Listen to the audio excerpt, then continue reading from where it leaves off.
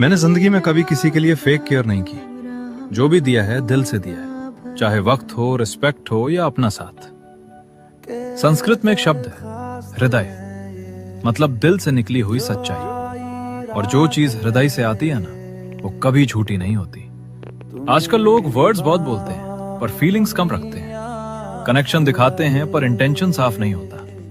इसलिए मैंने सीख लिया है, कम लोग रखो पर सच्चे रखो, क्योंकि दिल से दिया हुआ कभी बेकार नहीं जाता। अगर तुम्हारा दिल साफ है तो फिक्र मत करो कौन समझता है कौन नहीं। एक दिन वक्त खुद बता देगा कि तुम्हारा दिल कितना सच्चा था।